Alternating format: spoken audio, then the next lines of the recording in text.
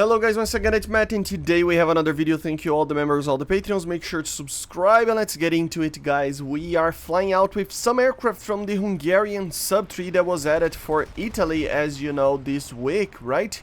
We have some gameplay with the Ajude 9, which is, I gotta say, I'm having fun with this aircraft. It's been a while since I've flown some of the Yaks, you know, so I never really liked the Yak for some reason. I always loved the LAs more. Even though the Yaks are probably better, but still. So yeah, I'm having a lot of fun. The 37, it just rips everything. And of course with the MiG-29 later as well.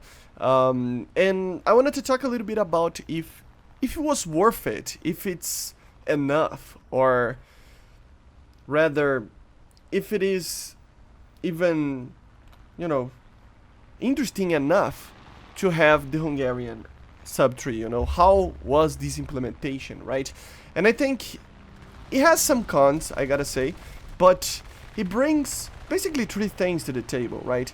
The first thing is that anybody that already has any Soviet aircraft and already like research everything, and it's trying to get to the higher tiers of Italy, it will bring a little bit of you know, common ground for you to actually fly, making you, although flying a copy-paste aircraft, have kind of a safe ground to grind, you know. So people that really want to take, like, get Italy, etc., right? These aircraft, if you're not, they're always in these like nations that don't have a lot of aircraft, or even though Italy has a lot of things, but you know, in the higher tiers it doesn't have a lot.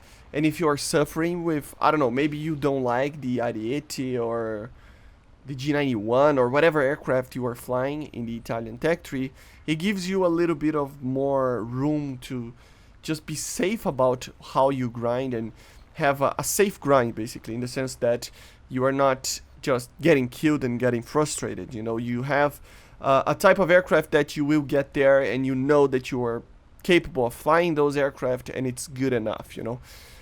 So it's always something very interesting. This is where I think some of the people will fit in this. There is a second thing that a lot of people that are suffering in Italy from the lack of a certain aircraft here or there, or in a certain gap that existed in the tech tree and is actually only flying that, it is actually helping you grind the Italian tech tree no matter what, right? And the third thing is that it really does bring something for Italian mains that the guy actually might not have a chance to do it at all, right? Which is flying Soviet aircraft. So if you are grinding other tech trees, maybe you will think again of considering if you are already a Italian main, right? So, for example, you are Italian main, you have everything that Italia had until now, and you wanted to fly a MiG, but do you really wanted to like partake in a very long grind until you get to the MiGs? No, maybe not. So here you have some Hungarian Soviet aircraft, right?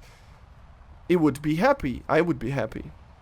Everybody would be happy if you are in that position, right? So I think it brings a lot to the table. But we have to talk about the cons as well. It does have a little bit of a con, which is it's copy-paste. Everything that you see there, it's pretty much just copy-paste. The only main difference that we see is some of the naming.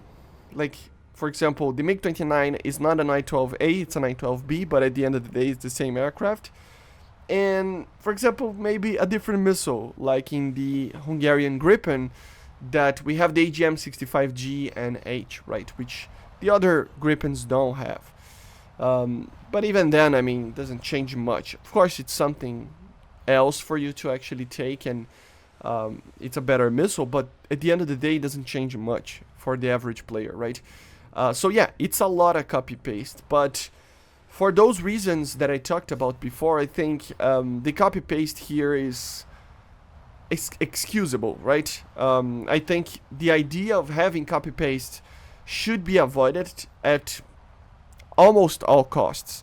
But when you have a nation like Italy, like Sweden, like many others that we probably will have in the future, and even some that we already have, like China, etc., at certain parts of the tech tree, we will have troubles having things added there that are unique enough, unless they start to add prototypes, etc. And I gotta be honest, I don't care about too much copy paste if it means that another nation is getting something competitive, right? So I think the MiG-29 here is the perfect example. Although the F-16 was already there, if the F-16 ADF gets, for example, the M120 in the future, you will get a BR increase. And what will Italy have in this gap, you know, that it's a proper fighter, 4th generation early fighter? Well, the MiG-29 is here, right, from the Cold War. So it's problematic. Yeah, you can complain about the copy-paste, and I know it's not ideal, but I think the idea of just not having anything is worse, right?